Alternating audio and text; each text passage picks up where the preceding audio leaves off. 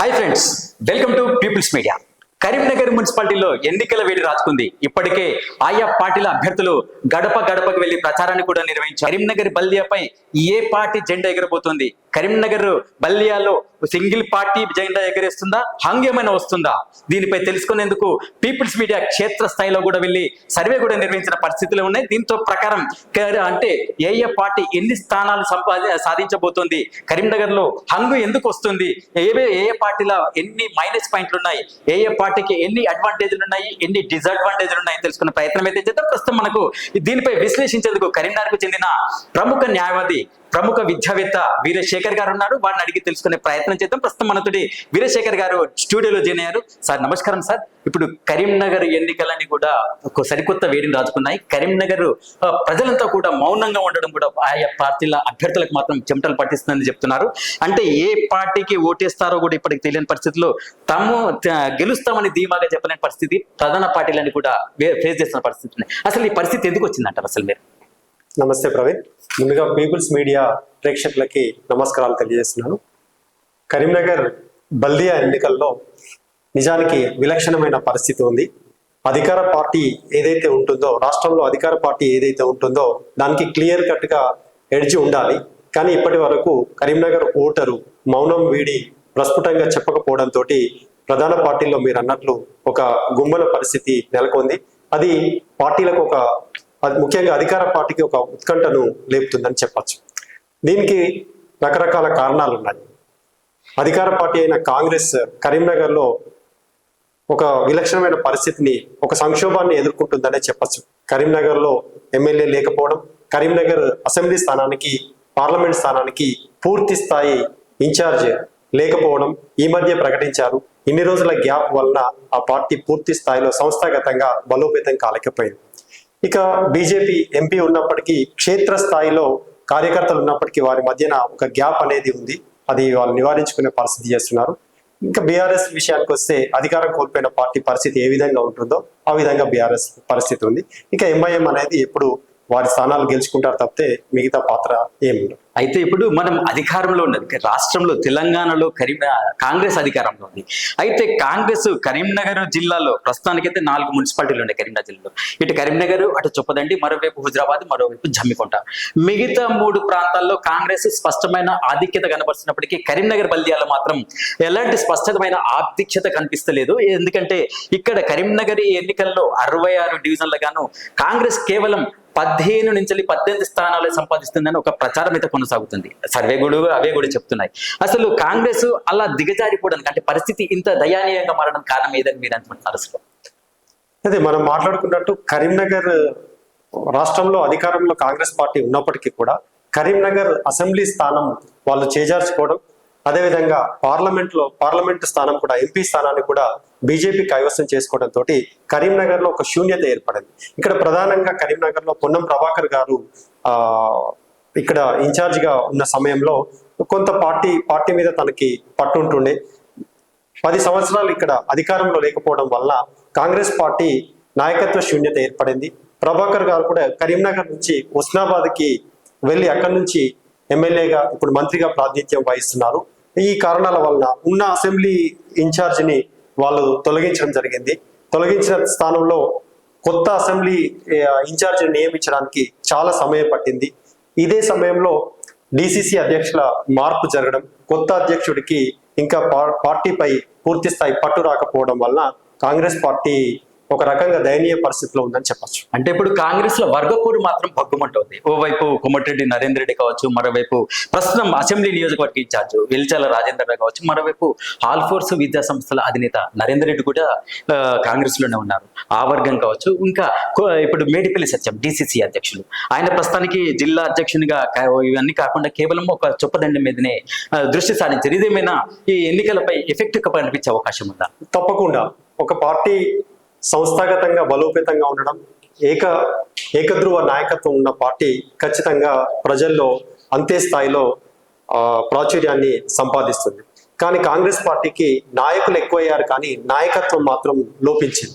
ఇందాక మనం చెప్పుకున్నట్టు కరీంనగర్ అసెంబ్లీ ఎమ్మెల్యే లేరు, అసెంబ్లీ నియోజకవర్గ ఇన్ఛార్జ్ లేరు, పార్లమెంట్ నియోజకవర్గ ఇన్ఛార్జి ఉన్నప్పటికీ కూడా ఆయన క్షేత్రస్థాయిలో పట్టు లేకపోవడం, ఈ ఈ ఆయా కారణాల వలన తర్వాత కరీంనగర్కి పూర్తి స్థాయి కరీంనగర్ స్థానానికి అంటే కరీంనగర్ ప్రాంతానికి చెందిన ప్రభాకర్ గారు హుస్నాబాద్ నుంచి ఎమ్మెల్యే గెలిచి మంత్రిగా ఉన్నప్పటికీ ఆ హుస్నాబాద్ మనకు టెక్నికల్ గా సిద్దిపేట కిందికి రావడం, శ్రీధర్ బాబు గారు కరీంనగర్ కి ప్రాతినిధ్యం వహిస్తున్నప్పటికీ కూడా తను పెద్దపల్లి జిల్లాకు సంబంధించి ఉన్న మనకి ఇన్ఛార్జ్ మినిస్టర్ ఎవరైతే ఉన్నారో వాళ్ళు పార్టీ సంస్థాగత వ్యవహారాల మీద ఫోకస్ పెట్టకపోవడం వలన ఈ పరిస్థితి ఉందని వాళ్ళు పార్టీ శ్రేణులు చర్చించుకుంటారు. ఇప్పుడు కాంగ్రెస్ పరిస్థితి ఇది. అంటే కాంగ్రెస్ కి కరీంనగర్ బల్దియాలో 13 నుంచి 18 స్థానాలు కైవసం చేసి ఉంటుందని చెప్పేసి పీపుల్స్ మీడియా చెప్తున్న పరిస్థితులు అయితే ఉన్నాయి. అయితే ఇప్పుడు బీఆర్ఎస్ పరిస్థితి, బీఆర్ఎస్ సిట్టింగ్ అంటే ప్రస్తుతం బీఆర్ఎస్ కార్పొరేట్ అంటే సింగిల్ లార్జెస్ట్ పార్టీగా గత 2 దఫాలుగా అటు సర్దార్ రవీందర్ సింగ్ కావచ్చు, మరోసారి పోయినసారి మేయర్ సునీల్ రావు కావచ్చు, అంటే సునీల్ రావు ఆధ్వర్యం 2 సార్లు బీఆర్ఎస్. అంటే ఇప్పుడు బీఆర్ఎస్ పరిస్థితి కరీంనగర్ నగరపాలక సంస్థలో ఎలా ఉంది? బీఆర్ఎస్ ఎన్ని సీట్లు కైవసం చేసుకోబోతుంది? బీఆర్ఎస్ పార్టీ గత 2 పర్యాయాలు కరీంనగర్లో స్వతంత్రంగా మేయర్ స్థానాన్ని కైవసం చేసుకుంది. కరీంనగర్ బల్దియాను ఏకపక్షంగా కైవసం చేసుకుంది. 2 సార్లు స్వతంత్ర మెజార్టీ తోటి మేయర్ని దక్కించుకున్నప్పటికీ ఈసారి రాష్ట్రంలో అధికారం కోల్పోవడం, కరీంనగర్లో ఎమ్మెల్యేగా ఉన్నప్పటికీ కూడా రాష్ట్రంలో అధికారం కోల్పోవడం ఒకటి. రెండవది 10 సంవత్సరాలు వరుసగా ఆ పార్టీ నుంచి ప్రాతినిధ్యం వహించి ఉండడం వల్ల వాళ్ళ మీద కొంత వ్యతిరేకత కావచ్చు. ముఖ్యంగా బీఆర్ఎస్ పార్టీ నుంచి కౌన్సిలర్లుగా ఉన్న కార్పొరేటర్లుగా ఉన్న చాలా మంది నాయకుల మీద అవినీతి ఆరోపణలు కావచ్చు, భూ వ్యవహారాల్లో తలదూర్చడం కావచ్చు, అవి పోలీస్ కేసులు, కోర్టు కేసుల వరకు వెళ్లడంతో ఆ పార్టీ తరఫున కార్పొరేటర్లుగా వ్యవహరించిన వారిపైన ప్రజల్లో తీవ్రమైన వ్యతిరేకత ఉండడం జరిగింది. సో దీని వలన అధికారంలో లేకపోవడం, కొద్ది మంది మీద ఉన్న వ్యతిరేకత వలన బీఆర్ఎస్ పరిస్థితి అంతగా బాగాలేదని చెప్పొచ్చు. అంటే ఈ ఎన్నికల్లో గంగుల కమలాకర్ ఏదైతే మాజీ మంత్రి ప్రస్తుతం కరీంనగర్ ఎమ్మెల్యే గంగుల కమలాకర్ ప్రధాన అనుచరులు కూడా ఓటమి బాటలో ఉన్నారని కూడా కొన్ని సర్వేలు చెప్తున్న పరిస్థితులు, దీంట్లో ఎంతవరకు నిజం ఉందని చెప్తారు మీరు అసలు? అదే మనం ఇందాక మాట్లాడుకున్నది ఏంటంటే అధికారం ఎక్కడుంటే నాయకులు అక్కడ ఉంటారు. కమలాకర్ గారు కరీంనగర్ ఎమ్మెల్యేగా వ్యవహరిస్తున్నప్పటికీ కూడా ఆయన ప్రధాన అనుచరులు కొంతమంది గెలుపు కోసమో వేరే దారి చూసుకొని పార్టీని వదిలి వెళ్ళిపోవడం జరిగింది. ఆయన అనుచర గణంగా మిగిలిన వారు కూడా గెలుపు కోసం పోరాడాల్సి వచ్చిన పరిస్థితి ఉంది. ఆయన చేసిన పనులు అనేక ఉన్నప్పటికీ వారి మీద వచ్చిన ఆరోపణల దృష్ట్యా వాళ్ళు బలహీనపడి ఉండొచ్చు అని చెప్పొచ్చు. ఇప్పుడు కరీంనగర్ బల్దియాలో ఎంఐఎం పరిస్థితి ఎలా ఉండబోతుంది? కరీంనగర్ బల్దియాలో ఎంఐఎం కనీసం 15 స్థానాల్లో పోటీ చేస్తుందని కూడా తెలుస్తుంది. అయితే 15 స్థానాల్లో ఎంఐఎం ఎన్ని స్థానాల్లో గెలుపొందుతుంది? ఎంఐఎం ప్రభావం ఎలా ఉండబోతుంది అసలు? ఇది మనకు కరీంనగర్ బల్దియా కార్పొరేషన్గా ఎదిగి 3 పర్యాయాలు ముగించుకుంది. ఇది 4వ పర్యాయం ఎన్నికలు జరుగుతుంది. మొదటి పర్యాయం ఎన్నికలు జరిగినప్పుడు 2004-05లో అనుకుంటాను. అప్పుడు 10 స్థానాలు ఎంఐఎం కైవసం చేసుకుంది. అప్పుడు కాంగ్రెస్ తోటి అధికారాన్ని పంచుకొని డిప్యూటీ మేయర్ని కూడా వాళ్ళు తీసుకోవడం జరిగింది. అయితే ఇప్పుడు పరిధి 60 నుంచి 66 స్థానాలకు పెరిగి కరీంనగర్ కార్పొరేషన్ పరిధి విస్తరించినప్పటికీ కూడా ఎంఐఎం పార్టీ ప్రధానంగా వాళ్ళకి పట్టున్న స్థానం ప్రధానంగా ముస్లిం ప్రాతినిధ్య పార్టీ కావడం వల్ల ఏదైతే పరిమిత ప్రాంతాల్లో వాళ్ళ పాత్ర ఉందో వాళ్ళకి అదే 7 నుంచి 8 స్థానాలు వచ్చే అవకాశం ఉంటుంది. ఎన్ని స్థానాల్లో పోటీ చేసినా కూడా గెలుపు మాత్రం వాళ్ళ పరిమిత సంఖ్యలోనే ఉంటుంది. అది 7-8 స్థానాల్లో వచ్చే అవకాశం ఉంటుంది. అంటే ఇంకో ప్రధాన పార్టీ బీజేపీ పరిస్థితి ఎలా ఉంది? బీజేపీ అంటే గతంలో ఎన్నలేని విధంగా 66 స్థానాల్లో పోటీ చేస్తుంది. 66 స్థానాల్లోకి ఎన్ని స్థానాలు గెలుచుకునే అవకాశం ఉంది? అసలు బీజేపీకి ఎడ్జ్ ఉందని కూడా చెప్తున్న పరిస్థితులు అయితే ఉన్నాయి ప్రస్తుతం కరీంనగర్ బదిలో. అసలు బీజేపీకి ఎందుకు ఒక్కసారి సడన్ గా ఎడ్జ్ వచ్చింది? భారతీయ జనతా పార్టీ కరీంనగర్ బల్దియాలో దూకుడుగానే ఉందని చెప్పొచ్చు. పార్టీ పరిస్థితి చూసినా మనకు క్షేత్రస్థాయిలో పార్టీ హడావుడి అదంతా చూస్తే కూడా కొంత ఈసారి దూకుడుగా ఉందని చెప్పొచ్చు. గతంలో కూడా పోయినసారి కూడా పార్టీ శ్రేణులు చెప్పేది ఏమాత్రం వాళ్ళు శ్రద్ధ పెట్టకపోయినా కూడా 15-16 స్థానాలు వచ్చినట్లు ఉన్నాయి. ఈసారి కొంత రాష్ట్రంలో అధికార మార్పిడి జరగడం, బండి సంజయ్ కుమార్ గారు రెండోసారి ఎంపీగా గెలవడం, ఆ తర్వాత కేంద్ర సహాయ మంత్రిగా తను బాధ్యతలు చేపట్టడంతో సహజంగానే తన సత్తాను నిరూపించుకోవాలనే ఉత్సాహం పెరిగి ఉంటుంది. తర్వాత పార్టీ కూడా 10 సంవత్సరాలు వరుసగా ఎంపీ స్థానంలో అధికారంలో ఉండడంతో పార్టీ నాయకత్వం కూడా కొంతవరకు పెరిగింది, కార్యకర్తలు కూడా పెరగడం జరిగింది. ఈసారి ఇదే దూకుడుతోటి బల్దియాను కూడా కైవసం చేసుకునే అవకాశాలు కనిపిస్తున్నాయి. దానికి తగ్గట్టుగానే వాళ్ళ పనితీరు కూడా క్షేత్రస్థాయిలో కనిపిస్తుంది. అంటే ఎన్ని స్థానాలు కైవసం చేసుకునే అవకాశం ఉంది? అంటే రకరకాల సర్వేలు, వీళ్ళు పార్టీల పరంగా వాళ్ళు చేసుకునే సర్వేలు కానీ, లేదంటే కొత్తగా విలీనమైన ప్రాంతాల్లో కూడా, మరీ ముఖ్యంగా కొత్తగా విలీనమైన ప్రాంతాల్లో, గ్రామీణ ప్రాంతాల్లో అధికార పార్టీ కాంగ్రెస్ కి అవకాశాలు ఉండాలి. కానీ విచిత్రంగా కరీంనగర్, బల్దియాలో చుట్టుపక్కల విలీనమైన గ్రామాలలో కూడా బీజేపీ కొంతవరకు ఆధిక్యత కనిపిస్తున్నట్టు మనకు అనిపిస్తుంది. సో కాబట్టి ఒక అంటే 28 స్థానాల వరకు, 30 స్థానాల వరకు వచ్చే అవకాశం అయితే కనిపిస్తుంది. అంటే తాజాగా బండి సంజయ్ ఎప్పుడైనా హిందుత్వం అని మాట్లాడతారు. తాజాగా ఇప్పుడు నిన్న జరిగిన ప్రచార సభలో కావచ్చు, మొన్న జరిగిన ప్రచార సభలో కావచ్చు, నేను ముస్లింలకు వ్యతిరేకం కాదు, నా వ్యతిరేకత మొత్తం ఎంఐఎంతోనే, నేను ముస్లింలకు ఎప్పుడు నేను వ్యతిరేకంగా మాట్లాడలేదు, ట్రిపుల్ తలాక్ అంటూ మాట్లాడుతున్నారా? ఇదేమైనా బండి సంజయ్కి ముస్లిం ఓట్లను సపోర్ట్ చేసే అవకాశం ఉందా? ఈ వ్యాఖ్యలు ఏమైనా ముస్లిం వర్గాల్లో ప్రభావం చూపించే అవకాశం కనిపిస్తుంది? బండి సంజయ్ గారి ప్రసంగం ఎప్పుడైనా కూడా చాలా ఉత్కంఠ భరితంగా, కార్యకర్తల్లో ఒక ఉత్సాహాన్ని తీసుకొచ్చే విధంగా ఉంటుంది. కానీ తన ప్రసంగం ద్వారా హిందూ ఓటర్లని చైతన్యపరిచినట్టుగా ముస్లిం ఓటర్లలో ట్రిపుల్ తలాక్ అనే అంశం సాంకేతికంగా అది మేలు జరిగేదైనా కూడా వాళ్ళ పరిధిని దాటి భారతీయ జనతా పార్టీకి మద్దతు పలుకుతారని మనం ఆశించలేము. అది ఆశించడం చాలా అత్యాశ అవుతుంది బీజేపీకి. కాకపోతే వాళ్ళ ప్రయత్నం అయితే వాళ్ళు చేస్తారు ఎన్నికల్లో. ఓకే, అయితే ఇప్పుడు కరీంనగర్ బల్దియాలో మొత్తం 66 డివిజన్లు, 64 డివిజన్లో ఒక మేయర్ స్థానాన్ని కైవసం చేసుకోవాలంటే మినిమం 34 స్థానాలను ఉండాలి. ఈ 34 మ్యాజిక్ ఫిగర్, ఎవరికైతే 34 స్థానాలు ఉంటే వారే. ఇప్పుడు మనం ఉన్న దాంట్లో మాక్సిమం అత్యధిక స్థానాలు సాధించేది బీజేపీ, కానీ అది 28 నుంచి 30 స్థానాలకి పరిమితం అవుతుంది. అంటే హంగ్ అనేది వస్తుంది. ఏ పార్టీలు కలిసి కరీంనగర్ బల్దియాపై జెండా ఎగరేసే అవకాశం ఉందంటారు? ఒకవేళ మనం చెప్పుకున్నట్టు కనుక 28 స్థానాలు దాటి భారతీయ జనతా పార్టీ సాధించగలిగితే, భారతీయ జనతా పార్టీకి ఎలాగో ఎక్సాఫిషియో మెంబర్లు ఎంపీ గారు ఉన్నారు, అదేవిధంగా మరో 2 ఎమ్మెల్సీ ఉన్నాయి. వీటితో పాటు ఈసారి కరీంనగర్ లో స్వతంత్రులు కూడా 2-3కి మించి పెరిగే అవకాశం ఉంది. కాబట్టి అది స్వతంత్ర అభ్యర్థులు ఎవరైతే గెలుపొందుతారో వాళ్ళు అధికారం ఎవరు చేపడితే వారి పక్షంలో చేరుతారు. ఈ విధంగా వస్తే భారతీయ జనతా పార్టీ రావచ్చు. రాజకీయాల్లో ఎవరు శత్రువులు, ఎవరు శాశ్వత మిత్రులు అనేది ఉండరు. ఒకవేళ భారతీయ జనతా పార్టీకి నిజానికి ఏదైనా కొరత ఏర్పడితే బీఆర్ఎస్ నుంచి మద్దతు తీసుకోవడంలో మనం ఆశ్చర్యపోవాల్సిన అవసరం లేదు. అంటే గతంలో కాంగ్రెస్, ఎంఐఎం కలిసి మేయర్ పీఠాన్ని కైవసం చేసుకునే చరిత్ర ఉంది.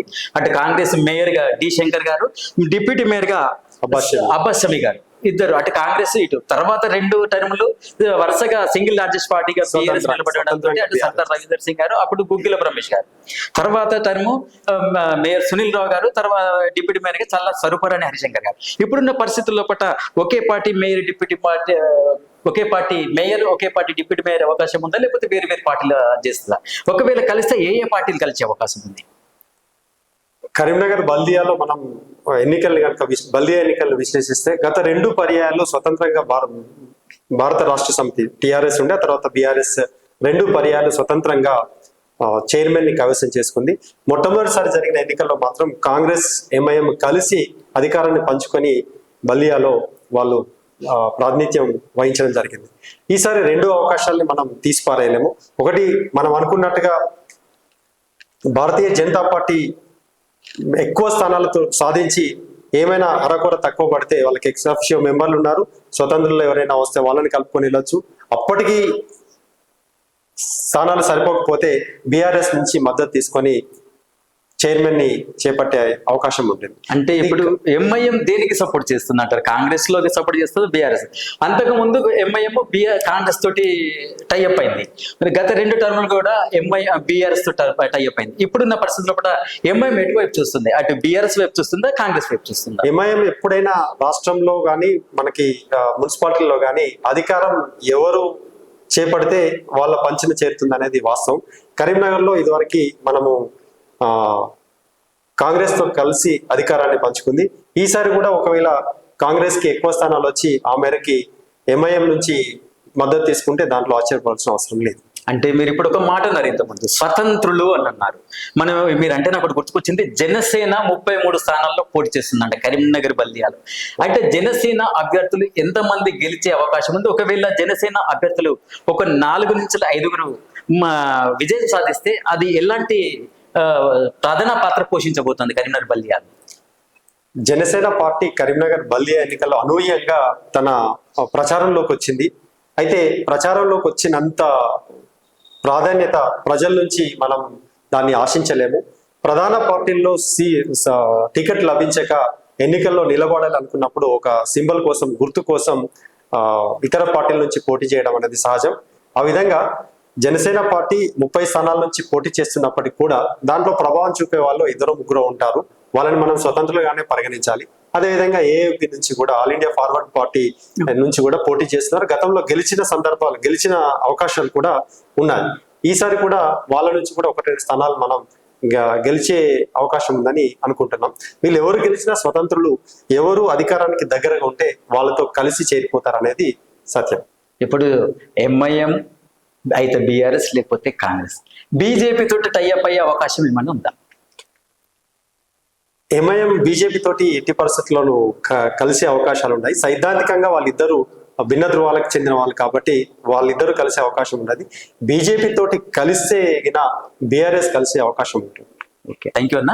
ఇదండి కరీంనగర్ బల్దియాలోని ఎన్నికల రసవత్తర చిత్రం. కరీంనగర్ బల్దియాలో మొత్తం 66 సీట్లకు గాను 34 స్థానాల మ్యాజిక్ ఫిగర్ ఉంది. ఈ 34 స్థానాలు ఎవరైతే కైవసం చేసుకుంటారో వాళ్ళే కరీంనగర్ బల్దియా కింగులుగా మారే అవకాశం ఉంది. అయితే ఏ పార్టీ అనేది కూడా ఇప్పటికి తెలియని పరిస్థితుల్లో కరీంనగర్ నగర ప్రజల మౌనం మాత్రము ఆయా పార్టీల ప్రధాన అభ్యర్థులకు మాత్రం చెమటలు పట్టిస్తున్న పరిస్థితులు అవుతున్నాయి. అయితే ఆయా పార్టీలన్నీ కూడా ఇప్పటికీ అంతర్గత సర్వే నిర్వహించి తమదే గెలుపని ధీమా వ్యక్తం చేస్తున్నప్పటికీ ఇప్పటికి కూడా తమకే పక్క విజయం మాదేనని కూడా చెప్పలేని పరిస్థితి అయితే ఉన్నాయి. అయితే ఈ సమయంలో పీపుల్స్ మీడియా క్షేత్రస్థాయిలో మాత్రం చిన్నపాటి సర్వే నిర్వహించింది.